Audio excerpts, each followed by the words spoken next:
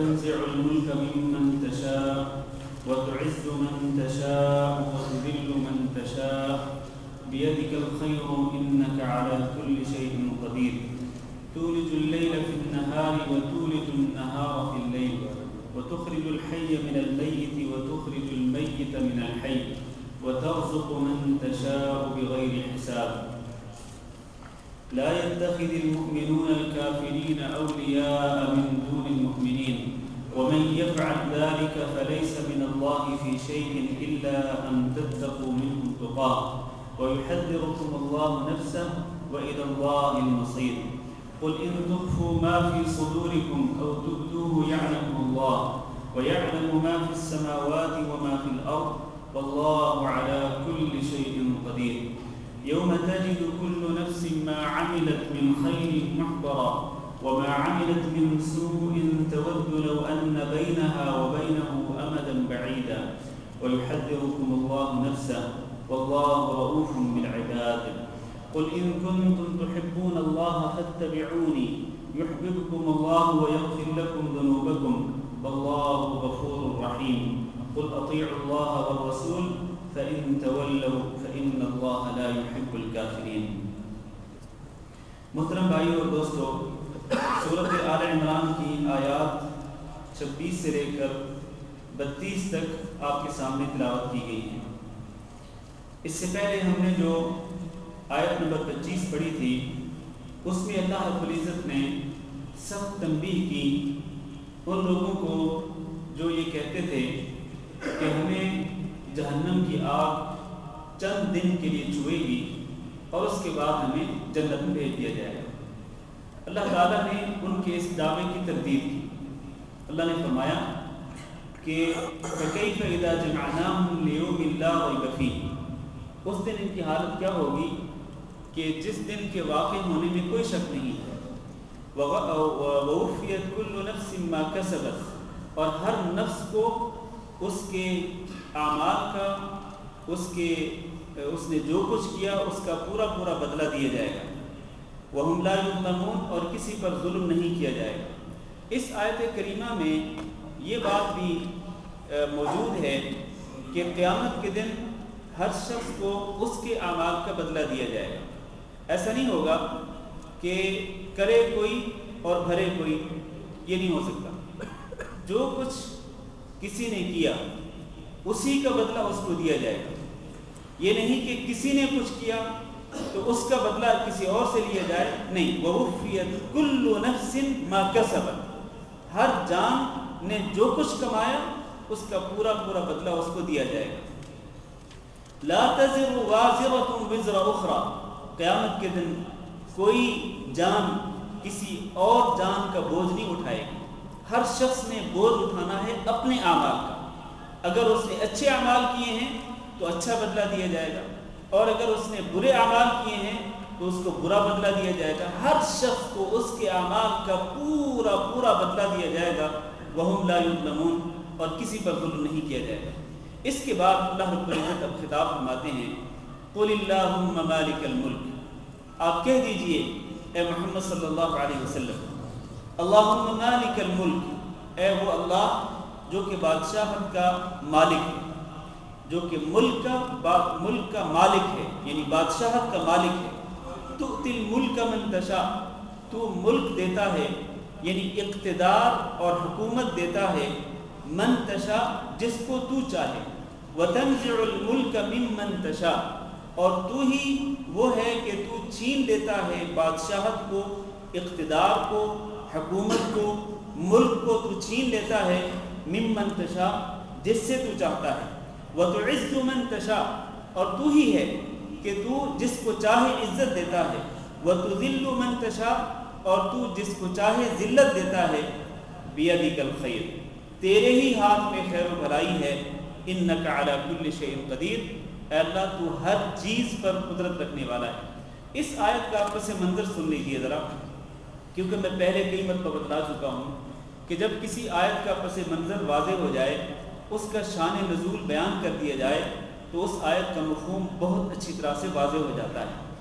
ہوا یہ کہ جب جنگ خندق ہوئی، جس کو جنگ احزاب بھی کہا جاتا ہے، اور جنگ احزاب کو جنگ احزاب اس لیے کہا جاتا ہے کہ اس میں مختلف احزاب یعنی مختلف گروہ مل کر کے وہ مسلمانوں کا خاتمہ کرنے پر تل گئے۔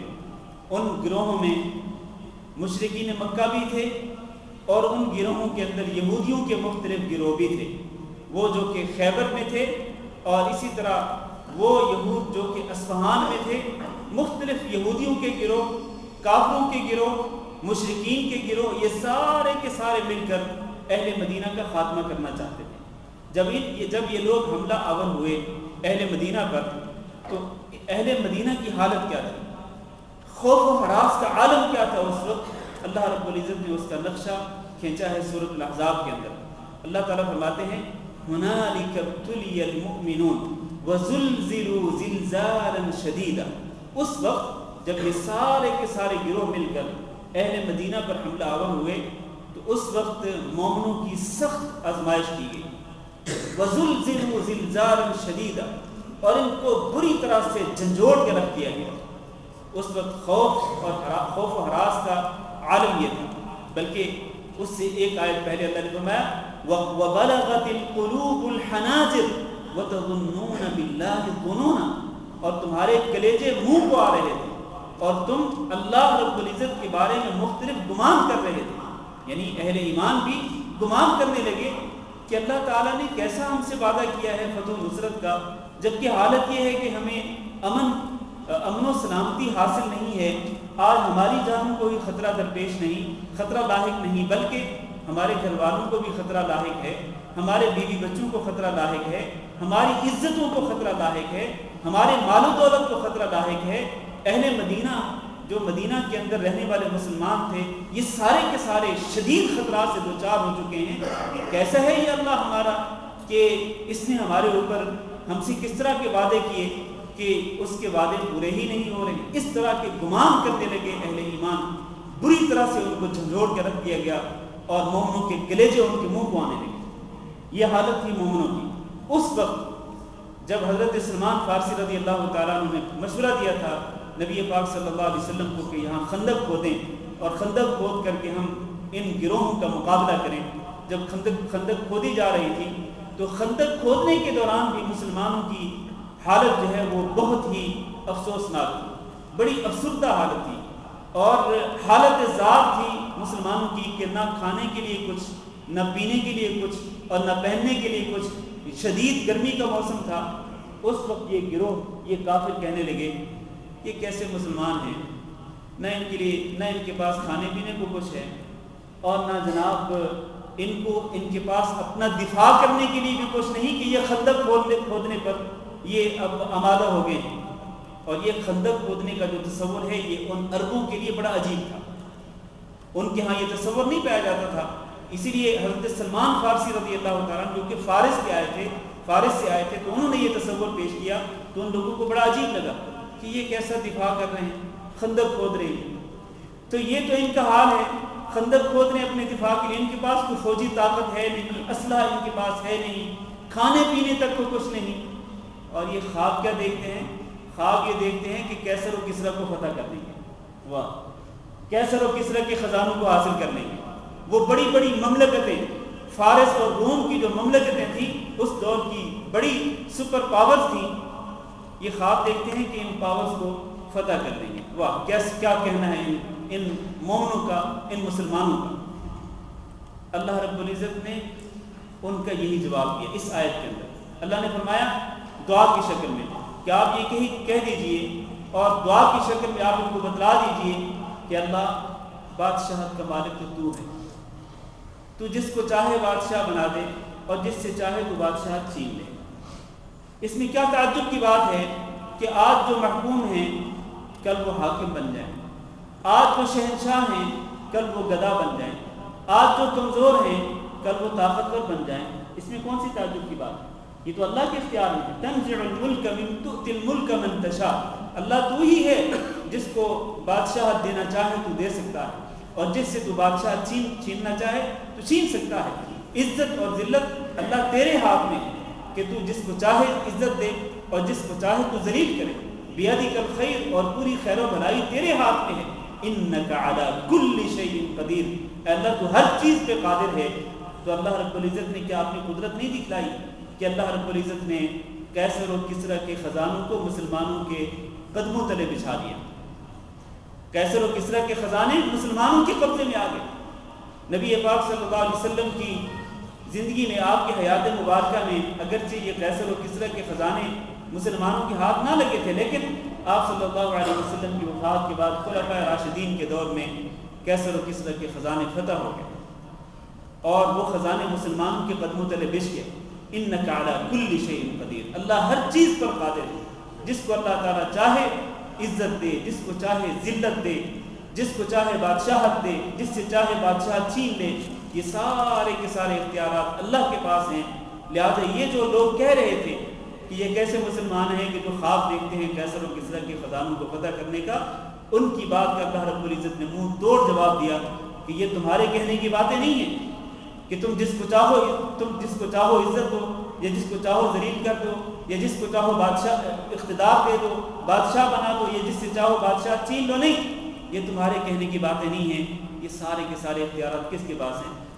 صرف اور صرف اللہ رب العزت کے پاس ہے۔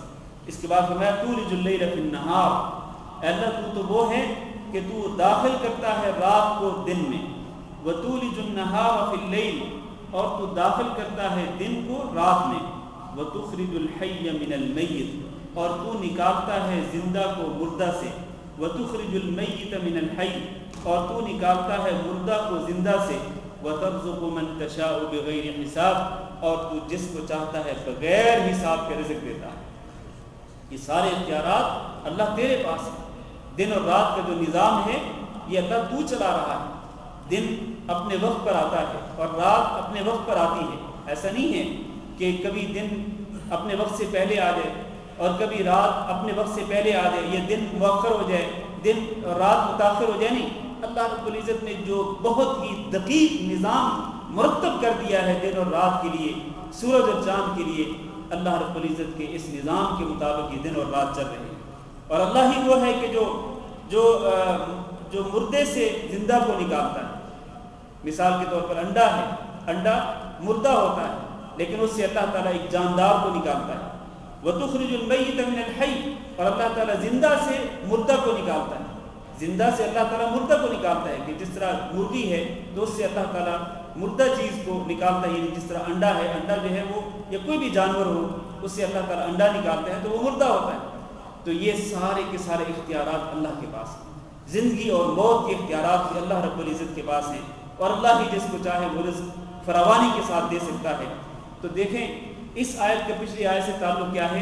پچھلی آیت سے اس کا تعلق یہ ہے کہ جو اللہ مردہ چیز سے زندہ چیز کو نکال سکتا ہے اور زندہ چیز سے مردہ چیز کو نکال سکتا ہے، تو کیا وہی اللہ ایک حاکم کو محکوم نہیں بنا سکتا؟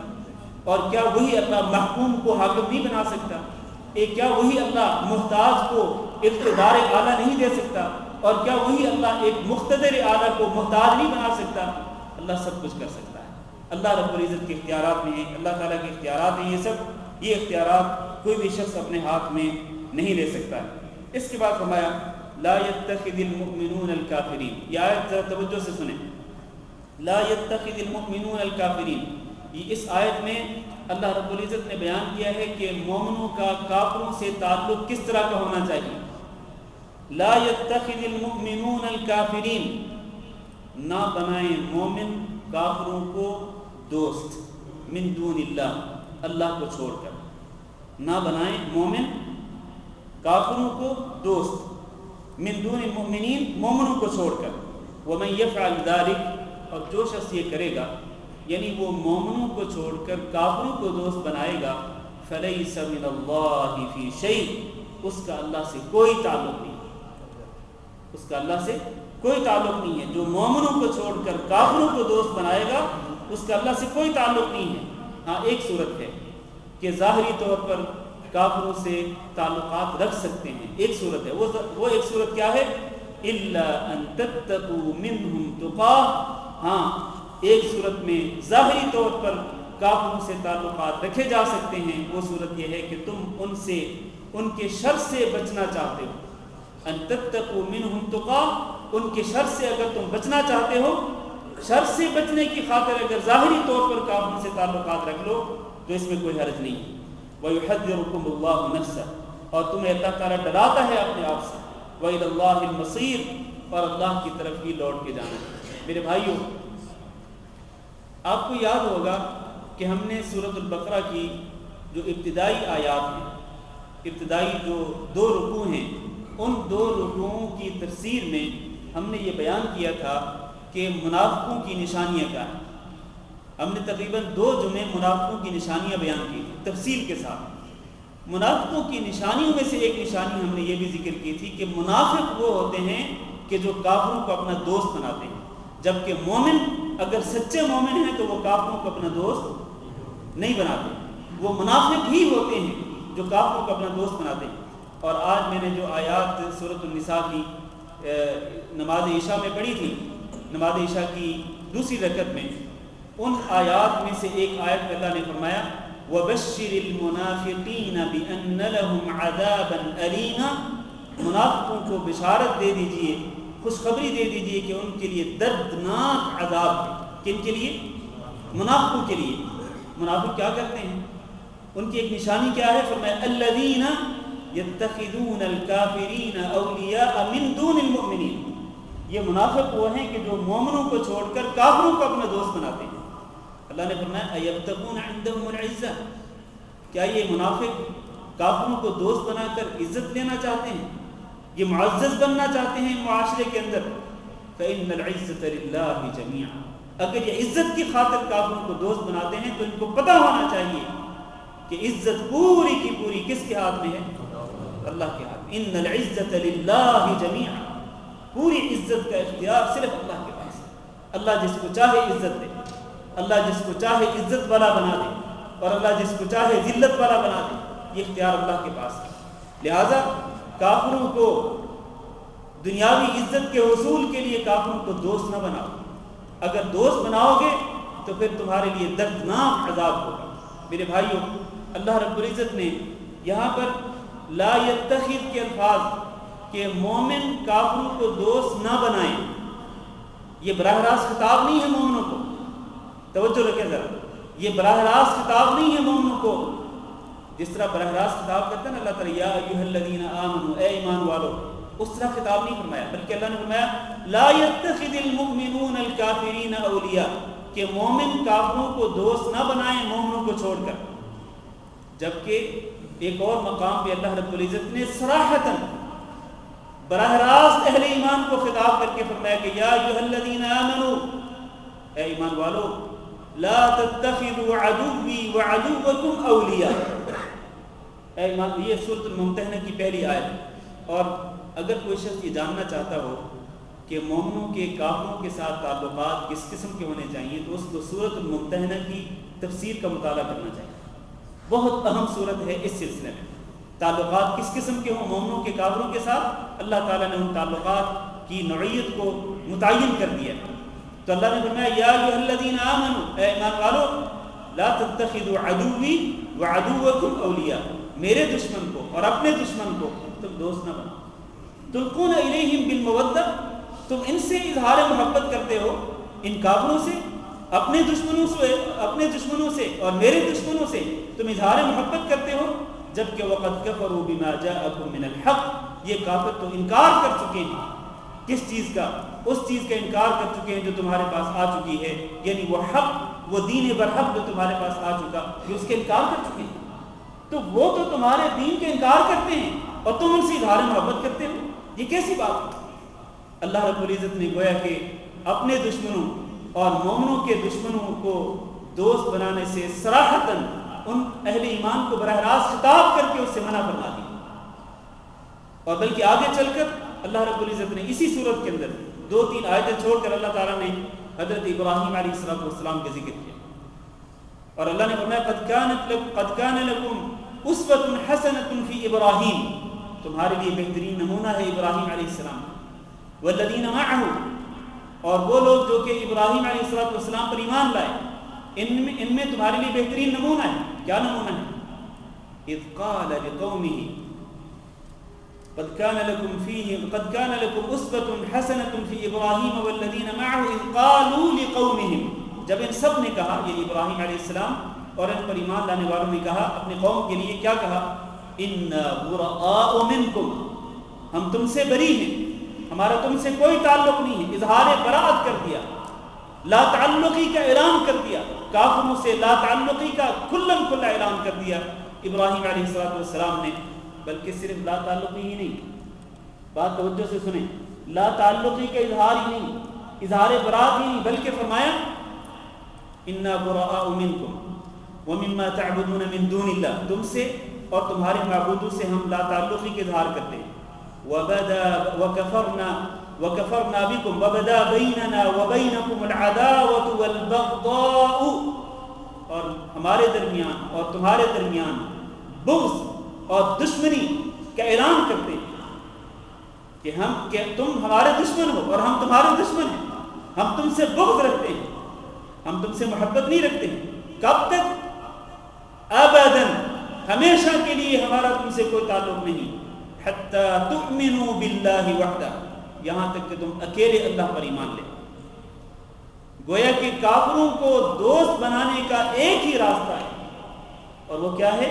وہ یہ ہے کہ کافر اکیلے اللہ رب العزت پر ایمان لے آئے اور حضرت محمد صلی اللہ علیہ وسلم کی رسالت کو تسلیم کر لیں، تو پھر وہ ہمارے بھائی ہیں، پھر ہمارا ان سے برادرانہ تعلق ہے، پھر ہماری ان سے خیر خواہی ہے، ہماری ان سے ہمدردی ہے، ہماری ان کے لیے محبت ہے، ان کے لیے محبت و پیار کے جذبات ہیں. لیکن جب تک وہ ایسا نہیں کرتے تو اس وقت تک ہمارا ان سے بغض ہے اور ہماری ان سے دشمنی ہے.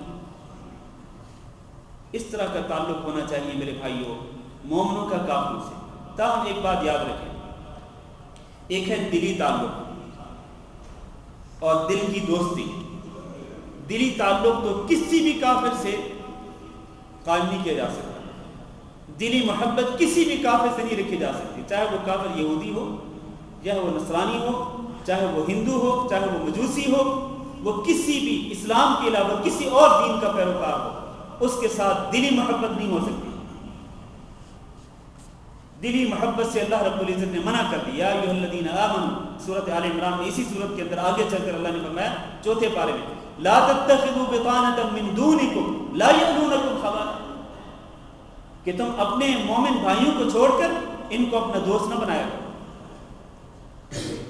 البتہ ایک چیز کی اجازت ہے، اور وہ یہ ہے کہ وہ کفار جو کہ مسلمانوں کے خلاف برسر پیکار نہ ہوں، مسلمانوں کے خلاف برسر پیکار نہ ہوں، مسلمانوں کے خلاف وہ جنگ میں مشغول نہ ہوں، اور نہ وہ مسلمانوں کو ان کے گھروں سے نکالتے ہوں، تو ان کے ساتھ ظاہری طور پر ظاہری تعلق ان کے ساتھ رکھا جا سکتا ہے، دلی تعلق ان کے ساتھ بھی نہیں رکھا جا سکتا. دلی محبت ان کے ساتھ نہیں ہو سکتی ہے، ظاہری تعلق ان کے ساتھ رکھا جا سکتا ہے. اسی سورۃ الممتحنہ کے اندر اللہ نے فرمایا، ذرا وہ دو آیتیں توجہ کے ساتھ سن لیں تاکہ یہ تعلقات کی جو نوعیت ہے وہ واضح ہو جائے.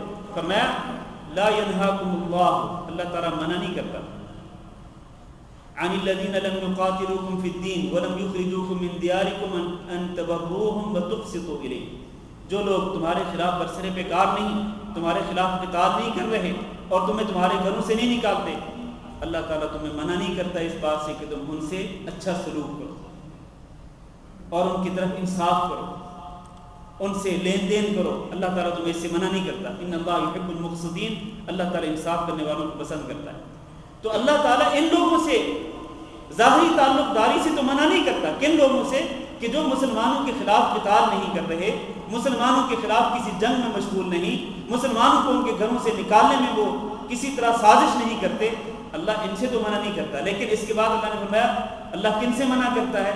انما ینہاکم اللہ، اللہ تعالیٰ تو ان لوگوں سے منع کرتا ہے عن الذین قاتلوکم فی الدین، جو دین میں تمہارے خلاف برسر پیکار ہیں. دین میں جو لوگ مسلمانوں کے خلاف برسر پیکار ہیں، وہ چاہے یہودی ہوں، وہ نصرانی ہوں، وہ ہندو ہوں، وہ مجوسی ہوں، وہ کوئی بھی لوگ ہوں، اگر وہ دین میں دین اسلام کے خلاف برسر پیکار ہیں اور مسلمانوں کے خلاف وہ قتال کر رہے ہیں اور مسلمانوں کو ان کے خلاف، مسلمانوں کو ان کے گھروں سے نکالتے ہیں، تو اللہ تعالیٰ ان کے ساتھ دوستی رکھنے سے منع فرماتا ہے. اور اللہ تعالیٰ نے یہ بھی اعلان کر دیا کہ وَمَن يَتَوَلَّهُمْ فَأُولَٰئِكَ هُمُ الظَّالِمُونَ، جو ان سے دوستی رکھے گا، کن سے؟ ان کافروں سے کہ جو مسلمانوں کے خلاف برسر پیکار ہیں، جو ان سے دوستی رکھے گا، فَأُولَٰئِكَ هُمُ الظَّالِمُونَ، یہی لوگ ظالم ہیں۔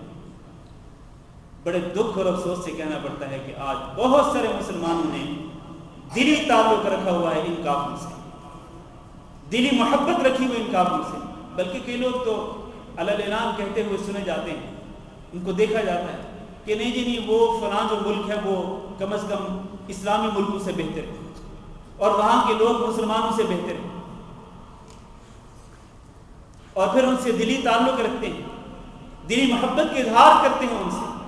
میرے بھائیوں، کسی بھی مومن کی شایان شان نہیں کہ وہ کسی کافر سے دلی تعلق رکھے۔ جو اللہ تعالیٰ نے اجازت دی ہے وہ ایک خاص شرط کے مطابق جو میں نے ابھی بیان کر دی، تو اللہ نے فرمایا وَمَن يَفْعَلْ ذَلِكَ، جو شخص اس طرح کرے گا، کس طرح؟ یعنی جو مومن کافروں کو دوست بنائے گا، فَلَيْسَ مِنَ اللَّهِ فِي شَيْءٍ۔ آپ اندازہ لگائیں کہ اس سے بہتر الفاظ، اس سے سخت الفاظ اور کیا ہو سکتے ہیں کہ اللہ تعالیٰ فرماتے ہیں جو اس طرح کرے گا، کسی کافر کو دوست بنائے گا، تو اس کا اللہ سے کوئی تعلق نہیں۔ اس سے سخت الفاظ اور کیا ہو سکتے ہیں؟ ہاں، إِلَّا أَن تَتَّقُوا مِنْهُمْ تُقَاتٍ، کافروں کے ساتھ ظاہری تعلق ایک صورت میں رکھا جا سکتا ہے، وہ یہ ہے کہ تمہیں ان کے شر کا خطرہ ہو۔ اگر مسلمان کمزور ہوں اور وہ کافروں اور کافر جو ہیں وہ مسلمانوں کو ہر صورت میں نقصان پہنچانا چاہتے ہیں، بحیثیت قوم وہ مسلمانوں کا خاتمہ کرنا چاہتے ہیں کسی بھی طریقے سے، تو پھر مسلمانوں کے حاکم کے لیے کوئی حرج نہیں کہ وہ وقتی طور پر ظاہری تعلق ان کے ساتھ قائم کرے، تاکہ مسلمانوں کے اوپر جو بحیثیت قوم ایک خطرہ منڈلا رہا ہے وہ خطرہ ایک وقت کے لیے ٹل جائے۔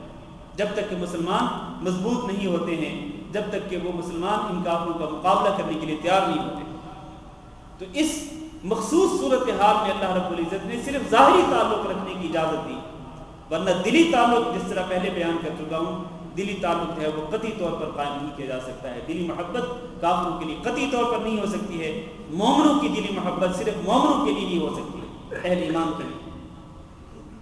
اور اس کی ایک مثال دینا چاہتا ہوں، اگر فرض کریں ایک مسلمان ملک ہو، اس ملک پر جنگ کے خطرات منڈلا رہے، مسلمان ملک ہے، اس پر کسی کافر ملک کی طرف سے جنگ کے خطرات منڈلا رہے ہیں، اور وہ کافر ملک بدستور دھمکیاں دے رہا ہو کہ تم اس طرح کرو ورنہ پھر ہم اس طرح کر دیں گے، تمہارا خاتمہ کر دیں گے، تمہیں تباہ و برباد کر ڈالیں گے، ہمارے پاس یہ اسلحہ بھی ہے، ہمارے پاس یہ اسلحہ بھی ہے، وہ مطالبات کرتے ہیں۔ اور اگر حاکم وقت یہ محسوس کرے کہ واقعتاً خطرہ منڈلا رہا ہے، میرے ملک کے لوگ کمزور ہیں، میری فوج کمزور ہے اور میں کافر کا مقابلہ نہیں کر سکتا ہوں، تو کوئی حرج نہیں۔ کافروں پر بحیثیت قوم جو خطرہ یا جو عذاب آنے والا ہوتا ہے، جنگ کا جو خطرہ درپیش ہوتا ہے، اس خطرے کو عارضی طور پر کچھ وقت کے لیے ٹالنے کی خاطر اگر ایک حاکم کسی غیر مسلم حاکم کے ساتھ ظاہری تعلق رکھتا ہے تاکہ مسلمانوں سے یہ خطرہ ٹل جائے، ان کی جان کو بچانے کی خاطر، ان کے مال کو بچانے کی خاطر، ان کی عزتوں کو بچانے کی خاطر، تو اس میں کوئی حرج نہیں۔ اللہ نے اسی کی اجازت دی ہے، الا ان تتقوا منهم تقاۃ، الا یہ کہ اگر تمہیں ان سے کسی شر کو بچنا مقصود ہو، ان کے کسی شر سے بچنا مقصود ہو، تو پھر کوئی حرج نہیں، پھر ان سے ظاہری طور پر تعلق رکھا جا سکتا ہے۔ پھر اللہ تعالیٰ نے تنبیہ کر دی، فرمایا وَيُحَذِّرُكُمُ اللَّهُ نَفْسَهُ، یاد رکھنا اللہ تعالیٰ تمہیں اپنے آپ سے ڈراتا ہے۔ اللہ کو معلوم ہے کہ کون کتنا مجبور ہے، کون کتنا کمزور ہے۔ یہ نہیں کہ کوئی ایسی مجبوری نہ ہو، مسلمانوں کو کیسی کمزوری کی لاحق نہ ہو، اور ویسے ہی مسلمانوں کا حاکم جو ہے وہ دوستی کے ہاتھ بڑھانا شروع کر دے کافروں کی طرف، تو اللہ نے ایسے لوگوں کو تنبیہ کر دی، یحذرکم اللہ نفسہ، یاد رکھنا اللہ تعالیٰ تمہارے دل کی باتوں کو جانتا ہے، تمہارے مقاصد کیا ہیں اللہ تعالیٰ ان سے واقف ہے، وَإِلَى اللَّهِ الْمَصِيرُ، اور اللہ ہی کی طرف لوٹ کے جانا ہے، پھر دیکھ لینا اللہ تعالیٰ تمہارے ساتھ کیا سلوک کرتا ہے۔ اس کے بعد فرمایا قُلْ إِن تُخْفُوا مَا فِي صُدُورِكُمْ، آپ کہہ دیجئے کہ اگر تم نے چھپایا ما فی صدورکم، اس چیز کو جو تمہارے سینوں کے اندر ہے، او تبدوہ، یا تم نے اس کو ظاہر کیا، یعلم اللہ، اللہ تعالیٰ اس کو جانتا ہے۔ اس آیت کا پچھلی آیت سے گہرا تعلق ہے، وہی جو پہلے بیان کر رہا تھا کہ تم کافروں کی طرف دوستی کا ہاتھ کیوں بڑھاتے ہو؟ اپنی کمزوری یا اپنی مجبوری کی خاطر، یا پھر تم ان سے دوستانہ تعلقات قائم کرنا چاہتے ہو؟ تو اللہ تعالیٰ سب کچھ جانتا ہے، تمہارے سینوں کے اندر، تمہارے دلوں کے اندر کیا نیت ہے، تمہارے کیا مقاصد ہیں، اللہ تعالیٰ سب کچھ جانتا ہے۔ وَيَعْلَمُ مَا فِي السَّمَاوَاتِ وَمَا فِي الْأَرْضِ، اور اللہ تعالیٰ جانتا ہے ہر اس چیز کو جو آسمانوں میں ہے اور ہر اس چیز کو جو زمین میں ہے۔ وَاللَّهُ عَلَى كُلِّ شَيْءٍ قَدِيرٌ، اور اللہ تعالیٰ ہر چیز پر قدرت رکھنے والا ہے۔ اس کے بعد فرمایا یوم تجد کل نفس ما عملت من خیر محضرا، اس دن کہ جب ہر جان پائے گی ما عملت، اس نے جو کچھ بھی عمل کیا، من خیر، خیر کا، محضرا، اپنے سامنے، ہر جان اس نے جو بھی خیر کا عمل کیا اس کو اپنے سامنے پائے گی۔ وما عملت من سوء، اور اس جان نے جو بھی برا عمل کیا، تودو، وہ جان کس بات کی تمنا کرے گی، لو ان بینہا و بینہ، کہ کاش ان برائیوں کے درمیان اور اس کے درمیان امدن بعیدہ، بہت دور دراز کا فاصلہ ہو جائے۔ وَيُحَذِّرُكُمُ اللَّهُ نَفْسَهُ، اور اللہ تعالیٰ تمہیں ڈراتا ہے اپنے آپ سے۔ وَاللَّهُ رَؤُوفٌ بِالْعِبَادِ، اور اللہ تعالیٰ اپنے بندوں پر بڑا ہی شفقت کرنے والا ہے۔ اس آیت کریمہ میں اللہ رب العزت نے دو قسم کے لوگوں کا تذکرہ فرمایا، یا دو قسم کے اعمال کا تذکرہ فرمایا، ایک اچھے اعمال اور دوسرے برے اعمال۔ اللہ فرماتے ہیں کہ قیامت کے دن جس نے جو عمل خیر کیا وہ عمل خیر اس کے سامنے موجود ہوگا۔ ایسا نہیں ہو سکتا کہ کسی نے کوئی عمل خیر کیا ہو اور اللہ تعالیٰ کے فرشتوں نے اس کے نامہ اعمال میں اس کے عمل خیر کو نہ لکھا ہو، یہ نہیں ہو سکتا۔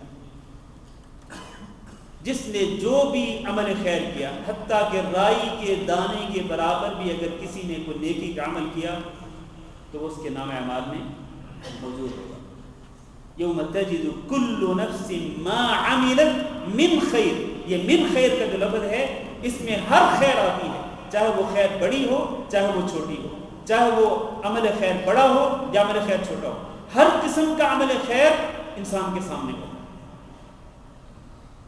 اور جہاں تک برے اعمال کا تعلق ہے تو اللہ تعالیٰ فرماتے ہیں کہ برے اعمال، جس نے جو برے اعمال کیے ہوں گے، قیامت کے دن اپنے ان برے اعمال کو جب اپنے سامنے دیکھے گا تو وہ تمنا کرے گا، لو ان بینہا و بینہ امدا بعیدا، کہ کاش ان برائیوں کے درمیان اور اس کے درمیان دور دراز کا فاصلہ ہو جائے، کاش ان برائیوں سے اس کا دامن چھوٹ جائے۔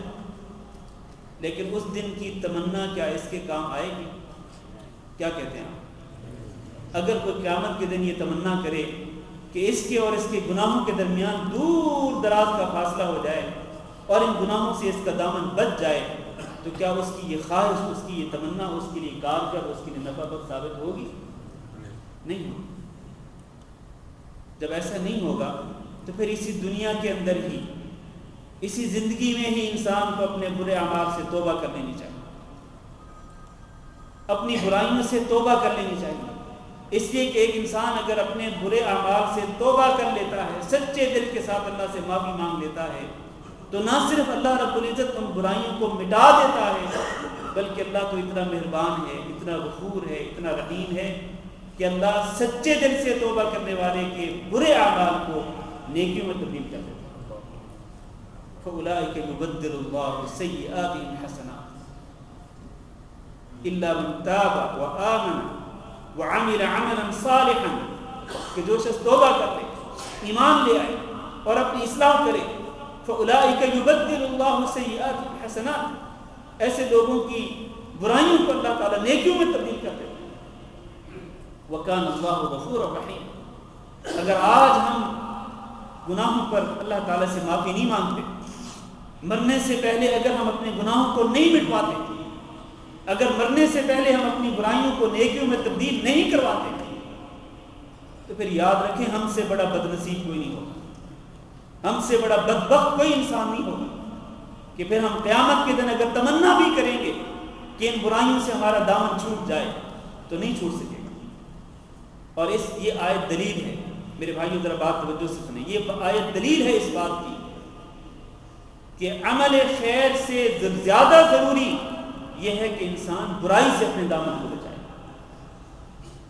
نیک عمل کرنے سے زیادہ ضروری کیا ہے کہ انسان برائی سے اپنے دامن کو بچائے۔ اللہ تعالیٰ نے یہاں پر جو دونوں اعمال کا ذکر کیا، نیک اعمال خیر کا بھی ذکر فرمایا اور اعمال سوء یعنی برے اعمال کا بھی ذکر فرمایا۔ اعمال خیر کے متعلق صرف یہ فرمایا کہ اعمال خیر انسان کے سامنے ہوں گے، باقی کچھ نہیں فرمایا۔ لیکن اعمال سوء جو ہیں، برے اعمال جو ہیں، ان کے متعلق فرمایا کہ انسان یہ تمنا کرے گا کہ کاش یہ مجھ سے دور دراز فاصلے پر چلے جاتے اور میرے دامن ان سے بچ جاتا۔ یہ اس کی دلیل ہے کہ برائی سے بچنا زیادہ ضروری ہے بنسبت عمل خیر کرنے۔ یوں سمجھیے کہ نماز پڑھنا، کوئی شک نہیں کہ نماز پڑھنا دین اسلام کا رکن ہے۔ نماز پڑھنا دین اسلام کا رکن ہے، روزہ رکھنا دین اسلام کا رکن ہے، اور جو شخص حج استطاعت رکھتا ہے وہ حج کرنا اس کے لیے رکن ہے، اس کے لیے دین کا فریضہ ہے۔ اسی طرح زکوٰۃ دینا اس کے لیے فرض ہے، اگر وہ اس کے مال میں زکوٰۃ فرض ہوتی ہے تو۔ یہ اعمال خیر ہیں، یقیناً ان کا کرنا ضروری ہے ہر مسلمان کے لیے۔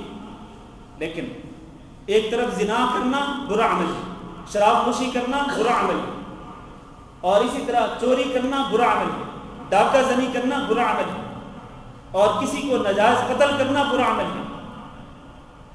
ان دونوں قسم کے اعمال میں زیادہ ضروری کیا ہے؟ اگر آپ موازنہ کرنا چاہیں تو زیادہ ضروری ان برے اعمال سے اپنے دامن کو بچانا ہے۔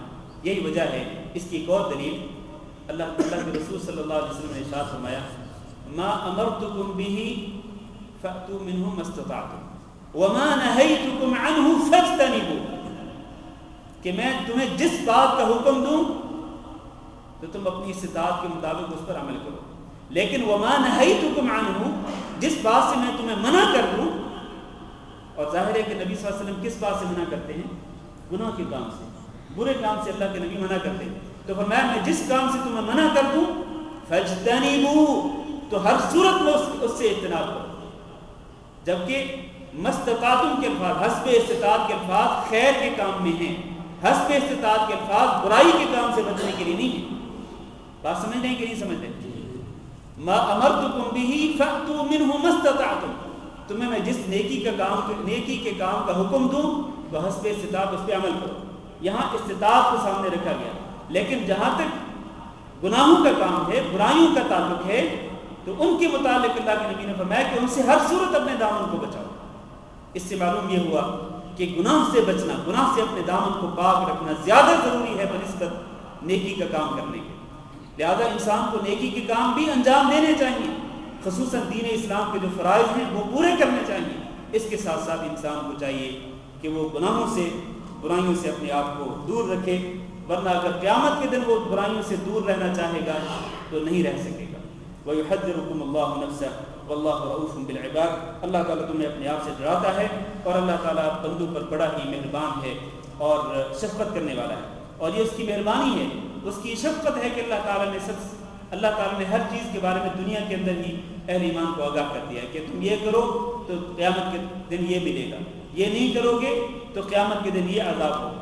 یا اس طرح اللہ تعالیٰ نے سب کچھ، ہر چیز کو واضح کر دیا کہ نیکی کا بدلہ اچھا بدلہ ہوگا، برائی کا بدلہ برا بدلہ ہوگا۔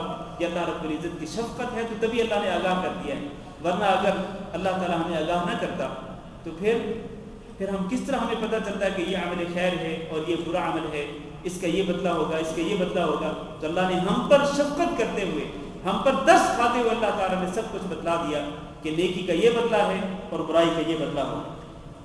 اس کے بعد اللہ نے فرمایا، آخری دو آیات پڑھ لیتے ہیں اختصار کے ساتھ۔ فرمایا قُلْ إِن كُنتُمْ تُحِبُّونَ اللَّهَ، آپ کہہ دیجئے محمد صلی اللہ علیہ وسلم کہ اگر تم واقعتاً اللہ تعالیٰ سے محبت کرنے والے ہو، فَاتَّبِعُونِي، تو پھر تم میری پیروی کرو۔ اگر تم میری پیروی کرو گے تو اس سے تمہیں دو فائدے حاصل ہوں گے۔ یحببکم اللہ، ایک تو اللہ تعالیٰ تم سے محبت کر لے گا، ویغفر لکم ذنوبکم، اور دوسرا فائدہ یہ کہ اللہ تعالیٰ تمہارے گناہوں کو معاف کر دے گا۔ واللہ غفور الرحیم، اور اللہ تعالیٰ تو بہت ہی معاف کرنے والا اور رحم کرنے والا ہے۔ یہ جو آیت ہے، در حقیقت کچھ لوگوں نے دعویٰ کیا، زبانی کلامی دعویٰ کیا کہ ہمیں اللہ سے بڑی محبت، اللہ تعالیٰ نے ان لوگوں کے جواب میں فرمایا کہ اگر واقعتاً تمہیں اللہ تعالیٰ سے محبت ہے تو اس کا عملی اظہار کیا ہے کہ تم کس کی اتباع کرو؟ حضرت محمد صلی اللہ علیہ وسلم کی اتباع کرو. اور یہ معلوم ہونا چاہیے کہ اطاعت ایک الگ چیز ہے اور اتباع دوسری چیز. اللہ تعالیٰ نے یہاں جو حکم دیا وہ اتباع کا حکم دیا. اطاعت کس چیز میں ہوتی ہے؟ اوامر اور نواہی میں اطاعت ہوتی ہے، فرمانبرداری ہوتی ہے، اطاعت گزاری ہوتی ہے. یہ اطاعت ہوئی، اوامر اور نواہی کی فرمانبرداری کرنا اطاعت ہے. جبکہ اتباع کیا چیز ہے؟ اتباع یہ ہے کہ آپ جیسے نبی صلی اللہ علیہ وسلم کو کرتے ہوئے دیکھیں آپ بھی اسی طرح کریں. یہ اتباع. یہی وجہ ہے نا کہ نبی صلی اللہ علیہ وسلم نے ارشاد فرمایا کہ صلو کما رأیتمونی اصلی، کہ تم نماز کس طرح پڑھو جس طرح مجھے نماز پڑھتے ہوئے دیکھتے ہو. یعنی نماز میں تم میری اتباع کرو. اسی طرح حج میں میری اتباع کرو، یعنی جس طرح میں کرتا ہوں اسی طرح تم کرو. اور یہ بات یاد رہنی چاہیے کہ اتباع دو قسم کی ہوتی ہے. اتباع ایک تو یہ ہے کہ جس طرح نبی صلی اللہ علیہ وسلم نے کیا آپ نے اسی طرح کیا، اور دوسری یہ ہے کہ جو کام بطور دین نبی صلی اللہ علیہ وسلم نے نہیں کیا آپ بھی وہ کام نہ کریں. یہ اتباع دو قسم کے، اس کو فعلی اطاعت اور ترکی اطاعت کہتے ہیں. یہ اتباع کہتے ہیں، یعنی نبی صلی اللہ علیہ وسلم نے جو عمل کیا آپ اسی طرح کریں، اور نبی صلی اللہ علیہ وسلم نے جو عمل نہیں کیا بطور دین آپ اس عمل سے اجتناب کریں. یہ بھی نبی صلی اللہ علیہ وسلم کی اتباع کے لیے ضروری ہے. اگر آپ اللہ کے رسول صلی اللہ علیہ وسلم کی اتباع کریں گے، یعنی آپ صلی اللہ علیہ وسلم کے نقش قدم پہ چلیں گے، تو اس سے دو فائدے حاصل ہوں گے کہ اللہ تعالیٰ تو آپ سے محبت کر لے گا اور اللہ تعالیٰ آپ کے گناہوں کو معاف کر دے گا. اللہ تعالیٰ سے دعا کرتے ہیں کہ اللہ ہم سب کو نبی پاک صلی اللہ علیہ وسلم کی اتباع کرنے کی توفیق دے. آخری آیت میں بھی یہی بات ذکر کی گئی ہے کہ قل اطیعوا اللہ والرسول، کہہ دیجئے کہ آپ اللہ کی اطاعت کریں اور رسول صلی اللہ علیہ وسلم کی اطاعت و فرمانبرداری کریں. فَإِن تَوَلَّوْا، اگر تم نے منہ موڑ لیا، اگر تم نے اللہ کی اطاعت اور رسول صلی اللہ علیہ وسلم کی فرمانبرداری سے منہ موڑ لیا، اعراض کر لیا، تو پھر یہ جان لو کہ ان اللہ لا يحب الکافرین، کہ اللہ تعالیٰ کافروں سے محبت نہیں کرتا. اس آیت کریمہ سے یہ ثابت ہوتا ہے، یہ بات یاد رکھیں، اس کو نوٹ کر لیں. اس آیت کریمہ سے یہ بات ثابت ہوتی ہے کہ جو شخص زبانی کلامی اللہ رب العزت سے محبت کا دعویٰ کرتا ہو لیکن وہ رسول اللہ صلی اللہ علیہ وسلم کی اتباع نہ کرتا ہو، آپ صلی اللہ علیہ وسلم کی اطاعت و فرمانبرداری نہ کرتا ہو، تو وہ کیا ہے؟ وہ کافر ہے. فَإِن تَوَلَّوْا، اگر تم نے اعراض کیا کہ تم نے اللہ کی فرمانبرداری بھی نہیں کی اور رسول اللہ صلی اللہ علیہ وسلم کی فرمانبرداری بھی نہیں کی، آپ صلی اللہ علیہ وسلم کی اتباع نہیں کی، تو پھر اللہ تعالیٰ کافروں سے محبت نہیں کرتا. مطلب یہ ہے کہ جو شخص اللہ کی فرمانبرداری سے انکار کرتا ہو، رسول اللہ صلی اللہ علیہ وسلم کی اطاعت سے، آپ کی اتباع سے انکار کرتا ہو، تو وہ کافر ہے، اور کافر اللہ تعالیٰ کے ہاں کبھی بھی پسندیدہ نہیں ہوتا. اور اسی طرح جو شخص زبانی کلامی اللہ تعالیٰ سے محبت کا دعویٰ کرتا ہو لیکن وہ اللہ کی بنا فرمانی کرتا ہو، رسول اللہ صلی اللہ علیہ وسلم کی بنا فرمانی کرتا ہو اور آپ کی اتباع نہ کرتا ہو، تو وہ یقیناً کافر ہے. اللہ تعالیٰ سے دعا ہے کہ اللہ ہم سب کو اپنے دین پر ثابت قدم رہنے کی توفیق دے. اللہ رب العزت اپنے ساتھ سچی محبت کرنے کی توفیق دے اور اپنے پیارے نبی حضرت محمد صلی اللہ علیہ وسلم کے ساتھ کی سچی محبت کرنے کی توفیق دے. اللہ تعالیٰ اپنے اس کلام کو ہمارا ساتھی بنائے قبر کے اندر بھی، اور قبر میں اللہ تعالیٰ اس کتاب کی روشنی ہمیں نصیب فرمائے، اس کتاب کی شفاعت نصیب فرمائے، اور قیامت کے دن بھی اللہ رب العزت ہمیں اس کتاب کی، اپنے اس کلام کی شفاعت نصیب فرمائے اور اس کی شفاعت کو ہمارے حق میں قبول فرمائے. استغفر اللہ لی ولکم انہ هو الغفور الرحیم. جزاکم اللہ خیرا. ایک بھائی نے سوال لکھا ہے کہ تقلید کی حقیقت کیا ہے اسلام میں، اور دوسرا سوال یہ لکھا ہے کہ مشرکین مکہ کا شرک کیا تھا. پہلے سوال کا جواب یہ ہے کہ آج ویسے نا حدیث کی کلاس میں ماشاءاللہ بہت سارے سوالات آپ نے کر دیے، تو ابھی کم از کم ہلکا آپ رکھیں سوالات کا تفسیر کے بعد. میں چند ایک سوالات جو ضروری سوالات ہیں ان کا جواب دیتا ہوں، اس کے بعد اجازت چاہوں گا. پہلا جو سوال ہے نا کہ تقلید کی حقیقت کیا ہے اسلام میں، تو اس کا جواب یہ ہے میرے بھائیوں کہ اللہ رب العزت نے مجھے اور آپ کو دین کی اتباع کرنے کا حکم دیا ہے، وحی کی اتباع کرنے کا حکم دیا ہے۔ وحی کیا ہوتی ہے؟ اللہ کا کلام اور کیا ہے؟ نبی پاک صلی اللہ علیہ وسلم کا فرمان، یہ وحی ہے۔ اللہ کا کلام بھی وحی ہے اور اللہ کے نبی صلی اللہ علیہ وسلم کی جو صحیح احادیث مبارکہ ہیں وہ بھی وحی ہے۔ تو اللہ نے قرآن مجید میں ارشاد فرمایا کہ اتبعوا ما انزل الیکم من ربکم، کہ جو چیز تمہاری طرف رب کی طرف سے نازل کی گئی تم اس کی اتباع کرو، ولا تتبعوا من دونه اولیاء، اور اس کو چھوڑ کر باقی لوگوں کی اتباع نہ کرو۔ تو گویا اللہ رب العزت نے مجھے اور آپ کو کس چیز کا پابند کیا ہے؟ اس چیز کا کہ ہم اللہ کی وحی کی اتباع کریں، اللہ کی وحی جو کہ قرآن مجید ہے اور جو کہ رسول اللہ صلی اللہ علیہ وسلم کی صحیح احادیث مبارکہ ہیں۔ ٹھیک ہے، اللہ تعالیٰ نے ہمیں اسی بات کا پابند کیا، ہر مسلمان کو اللہ تعالیٰ نے اسی بات کا پابند کیا کہ وہ اللہ کی وحی کی اتباع کرے۔ جہاں تک تقلید کا تعلق ہے کہ آپ کسی ایک خاص امام کے مسلک کی اتباع کریں، کسی ایک خاص امام کے نظریہ کو فالو کریں، تو اس چیز کی اسلام کے اندر کوئی حیثیت نہیں۔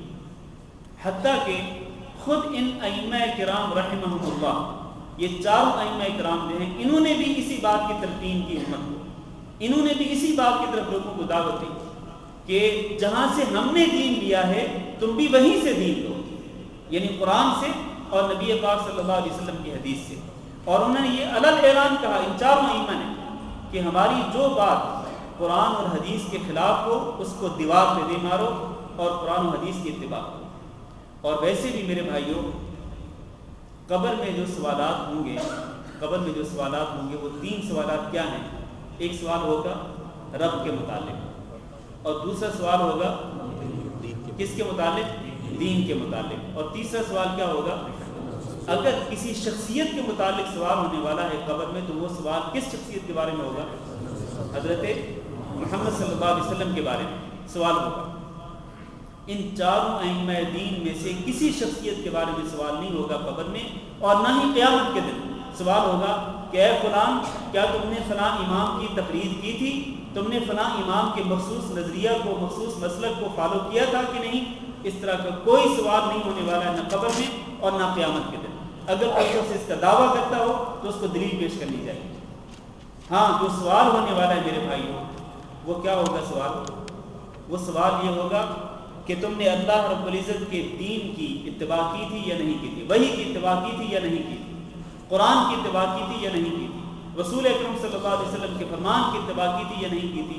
لہذا جس چیز کے متعلق مجھ سے اور آپ سے پوچھ گچھ ہونے والی ہے ہمیں اسی کو فالو کرنا چاہیے۔ ہاں، اس میں کوئی شک نہیں میرے عزیز بھائیوں کہ ائمہ کرام رحمہم اللہ نے بہت محنت کی، بڑی جد و جہد کی۔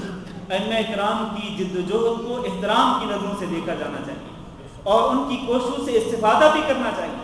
انہوں نے جو کوشش کی دین کو سمجھنے کے لیے اور دین کو پھیلانے کے لیے، جو انہوں نے کوشش کی، ان کے اجتہادات سے فائدہ اٹھانا چاہیے۔ لیکن ہم صرف یہ کہتے ہیں کہ یہ چاروں ائمہ کرام اپنے بلند مقام و مرتبہ کے باوجود بھی وہ کم از کم وہ نبی کا درجہ نہیں رکھتے تھے، وہ معصوم نہیں تھے، وہ غلطیاں ان سے بھی ہو سکتی تھیں، ان ائمہ کرام سے بھی غلطیاں ہو سکتی تھیں۔ لہذا ہمیں وہ چیز اپنانی چاہیے، ہمیں اس چیز کو فالو کرنا چاہیے کہ جو غلطیوں سے پاک ہے۔ اور وہ کیا ہے؟ جو چیز غلطیوں سے پاک ہے وہ کیا ہے؟ صرف اور صرف قرآن مجید اور رسول اکرم صلی اللہ علیہ وسلم کی صحیح احادیث مبارکہ۔ یہ جو آخری سوال انہوں نے کیا نا کہ مشرکین مکہ کا شرک کیا تھا، وہ آپ کو معلوم ہے کہ وہ خانہ کعبہ میں رکھے گئے 360 بتوں کی پوجا کرتے تھے، یہی شرک تھا۔ اس درس میں آنے والے اور ہمارے لیے آنے والے لوگوں کے لیے اور ہمارے لیے دعا کریں، اور ساتھ ہی ساتھ جو آن لائن دیکھ رہے ہیں ان کے لیے بھی دعا کریں۔ جس سب کے لیے دعا کرتے ہیں اللہ رب العزت ہم سب کو دین اسلام کو سمجھنے کی توفیق دے، اور اللہ رب العزت ہم سب کے مسائل کو آسان فرمائے۔ اللہ تعالی ہم سب کو رزق حلال و فراوانی کے ساتھ نصیب فرمائے، اور اللہ تعالی ہماری زندگیوں میں، ہمارے بیوی بچوں میں برکت دے، اور ہمیں اپنے دین پر قائم رہنے کی توفیق دے۔ انہوں نے لکھا ہے کہ ایک شیخ سعودی میں تھا، وہ کعبۃ اللہ پہ ہاتھ رکھ کے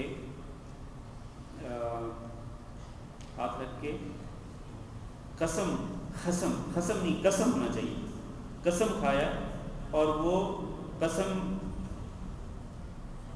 اس قسم پہ عمل نہیں کیا.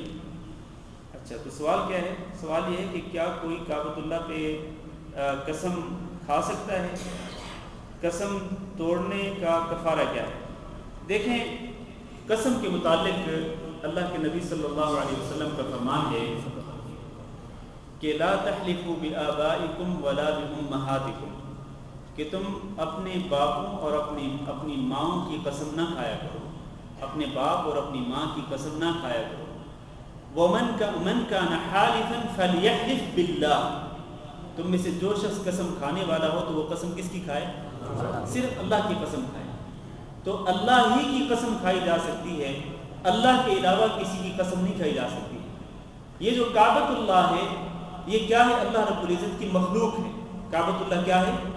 اللہ کی مخلوق ہے. اللہ کا گھر ہے، اللہ کی مخلوق ہے. اللہ کی مخلوق میں سے کسی بھی چیز کی قسم نہیں کھائی جا سکتی، صرف اللہ رب العزت کی قسم کھائی جا سکتی ہے. اللہ کے کلام کی قسم کھائی جا سکتی ہے، کیونکہ کلام یہ کس کا کلام ہے؟ اللہ ہے، اور یہ کلام اللہ کی صفت ہے. جبکہ کعبۃ اللہ جو ہے وہ اللہ کی صفت نہیں ہے. اللہ کا کلام اللہ کی صفت ہے. کعبۃ اللہ اللہ کا گھر تو ہے لیکن اللہ کی صفت نہیں ہے. لہذا کعبہ کی قسم کھانا درست نہیں ہے، یا کعبہ کے غلاف پہ ہاتھ رکھ کر قسم کھانا درست نہیں ہے. قسم اگر کھائی جا سکتی ہے تو وہ صرف اور صرف اللہ رب العزت کی کھائی جا سکتی ہے، اللہ کے علاوہ نہیں. ہاں آپ یوں کہہ سکتے ہیں کہ رب کعبہ کی قسم، رب کعبہ کی قسم، یعنی کعبہ کا جو رب ہے اس کی قسم، اور وہ کون ہے؟ وہ اللہ ہے. تو رب کعبہ کی قسم تو کھائی جا سکتی ہے لیکن کعبہ کی قسم نہیں کھائی جا سکتی. باقی جہاں تک قسم کو توڑنے کا تعلق ہے تو اگر تو یہ قسم ہے تو یہ قسم تو ہے ہی نہیں. کعبہ کے غلاف پہ ہاتھ رکھ کے جو قسم، ہاں اللہ یہ کہ اگر کسی نے یہ کہا ہو کعبہ کے غلاف پہ ہاتھ رکھ کے وہ یہ کہے کہ میں اللہ کی قسم کھا کے یہ کہتا ہوں، ہاتھ رکھا ہوا خانہ کعبہ پہ لیکن وہ کہتے ہیں کہ میں اللہ کی قسم کھا کے یہ کہتا ہوں، تو پھر یقیناً اس قسم کو پورا کرنا چاہیے. اور اگر وہ اس قسم کو توڑتا ہے تو یقیناً اس کا کفارہ ادا کرنا پڑے گا. اور اس کا کفارہ جو ہے وہ کیا ہے؟ آپ کو معلوم ہے، پہلے بھی ہم اس کے بارے میں عرض کر چکے ہیں کہ 10 مسکینوں کو کھانا کھلائیں، یا 10 مسکینوں کو لباس پہنائیں، یا ایک غلام کو آزاد کریں. اگر ان تینوں کاموں میں سے کسی کام کی طاقت نہ ہو تو پھر 3 دن کے روزے. واللہ اعلم، جزاکم اللہ خیرا. ایک اعلان ہے کہ کل انشاءاللہ شیخ فیض اللہ صاحب کا درس ہوگا مسجد حیا ابراہیم میں عشاء کی نماز کے بعد، آپ وہاں بھی تشریف لائیں. جزاکم اللہ خیرا.